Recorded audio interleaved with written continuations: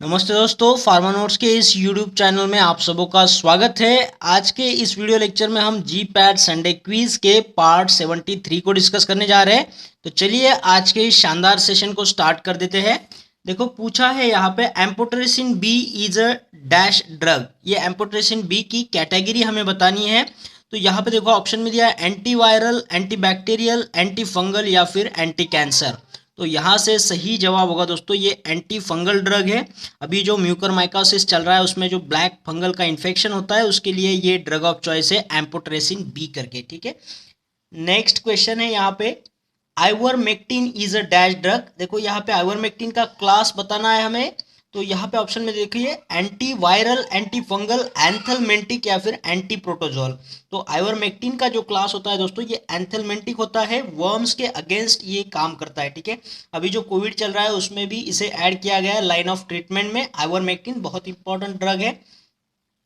Next यहाँ पे question है drug of choice for the treatment of mucormycosis. जो अभी चल रहा है ये माइको का मतलब होता है फंगस, ठीक है, और mycosis infection due to the fungus. तो ये म्यूकरमाइकोसिस जो है केस ब्लैक फंगस इन्फेक्शन की, तो इसमें ड्रग ऑफ चॉइस क्या होगा? ऑप्शन में देखिए एम्पोटेरेसिन बी, आइवरमेक्टिन, फैविपिराविर या फिर इट्राकोनाजोल। तो यहाँ से सही जवाब होगा दोस्तों एम्पोटेरेसिन बी जो है ड्रग ऑफ चॉइस करके इस्तेमाल होता है म्यूकरमाइकोसिस के ट्रीटमेंट के लिए।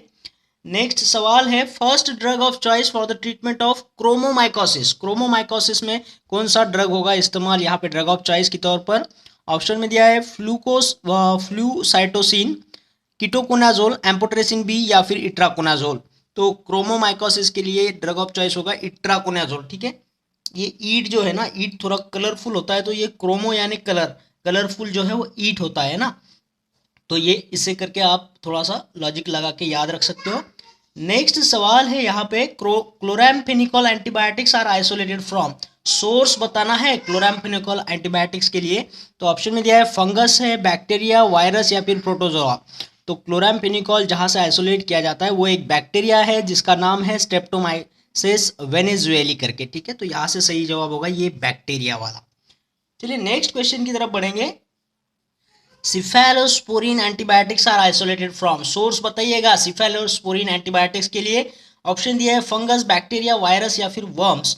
तो मैं आपको बता दूं सिफेलोस्पोरिन जो एंटीबायोटिक्स है वो आइसोलेट किया जाता है सिफेलोस्पोरियम नाम के एक फंगस से। यहाँ पे देखिए सिफेलोस्पोरिन सी बनता है पहले, उसके बाद में उसके पास से सिफेलोस्पोरिन बनेंगे। तो सिफेलोस्पोरियम नाम का फंगस है जिससे सिफेलोस्पोरिन एंटीबायोटिक्स को आइसोलेट किया जाता है।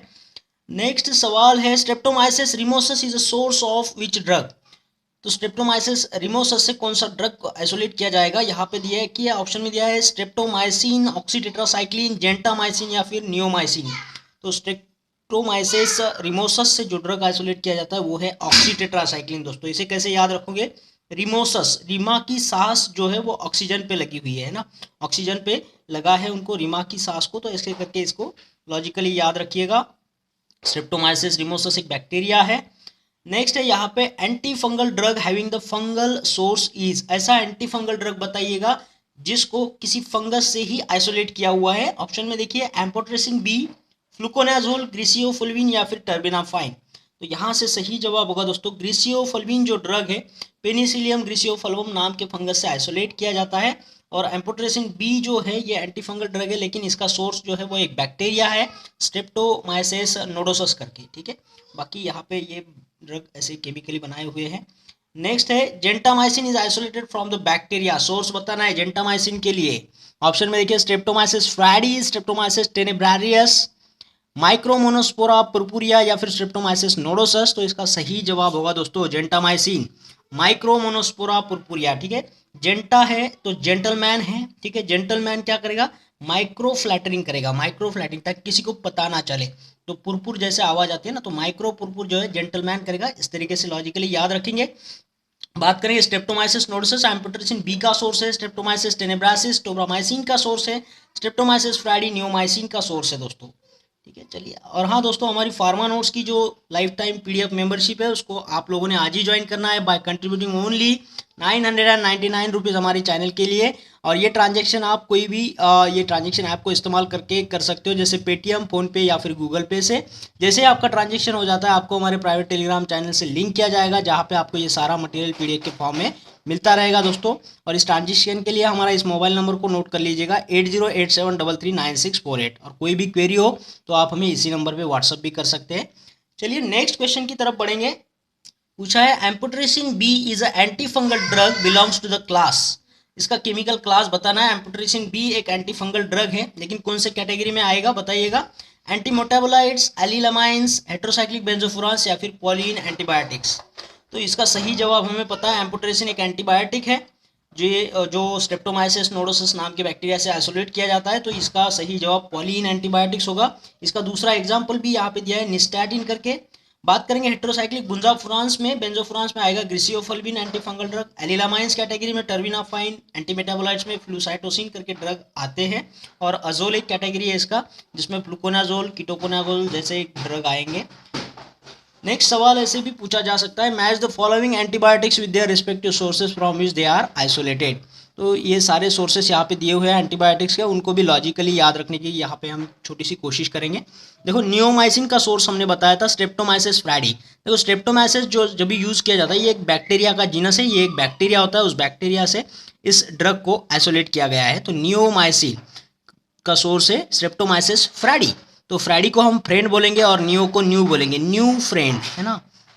किसी का कोई भी न्यू फ्रेंड होता है ना। पहले तो हर एक फ्रेंड न्यू ही होता है, नया होता है, बाद में वो फ्रेंडशिप बनता है। तो न्यू फ्रेंड करके याद रखिएगा। नेक्स्ट है ट्रोब्रामाइसिन। ट्रोब्रामाइसिन का सोर्स है स्ट्रेप्टोमाइसिस टेनेब्रारियस।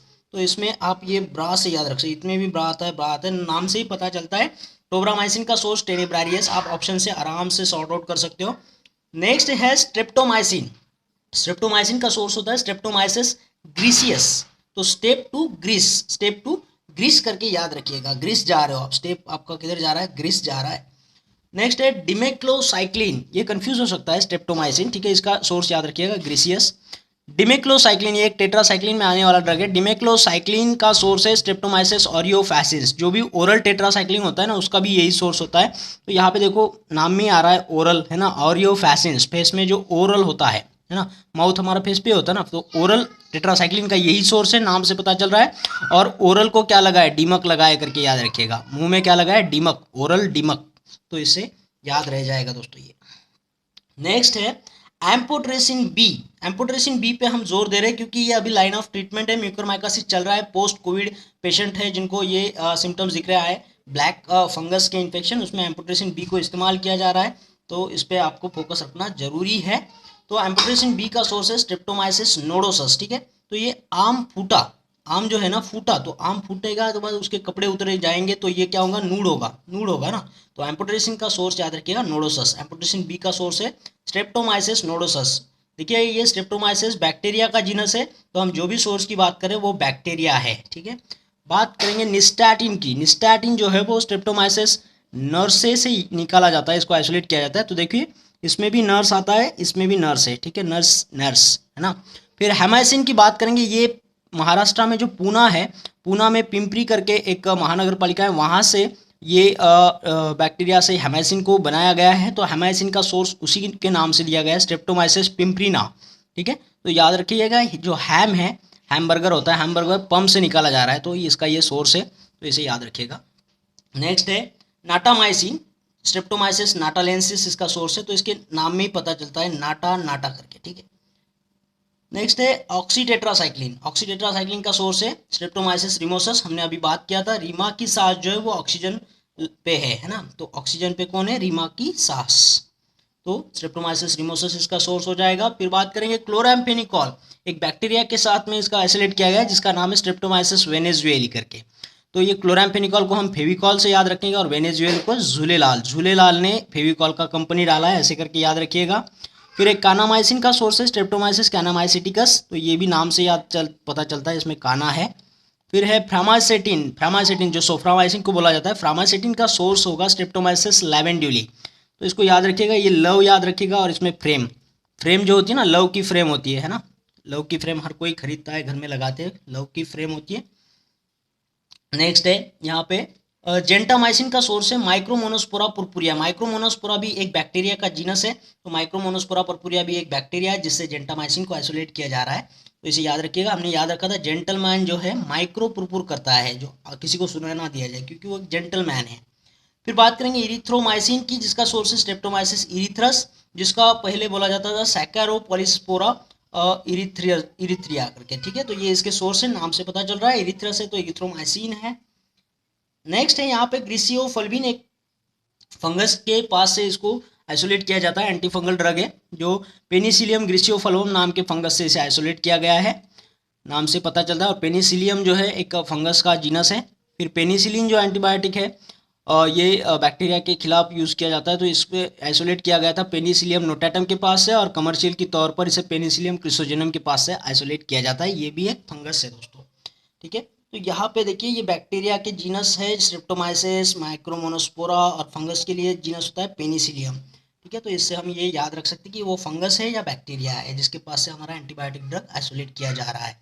तो इस पर काफ़ी बार सवाल बनते हैं और बन चुके हैं दोस्तों, और आगे भी बनेंगे, तो इस सेक्शन को अच्छे से आपने देख लेना है, फिर से एक बार नोट कर लेना है। ठीक है, और इस वीडियो में इतना ही। आशा करता हूँ आपको ये वीडियो अच्छा लगा होगा, पसंद आया होगा, और अगर ऐसा हुआ है तो इस वीडियो को लाइक करना है, शेयर करना है, और कमेंट बॉक्स में कमेंट जरूर करना है दोस्तों। और हाँ, उन लोगों से मेरी गुजारिश है जिन लोगों ने चैनल को अभी तक सब्सक्राइब नहीं किया है, चैनल को सब्सक्राइब कर दीजिएगा, उसके बाद आने वाले बेल आइकन को ज़रूर क्लिक करिएगा। इससे होता क्या है कि आने वाले हर एक वीडियो का नोटिफिकेशन आपको मिलता रहेगा और आपको यूं ही लाभ होता रहेगा दोस्तों। तो फिर मिलते हैं एक और बेहतरीन वीडियो के साथ में, तब तक के लिए थैंक यू।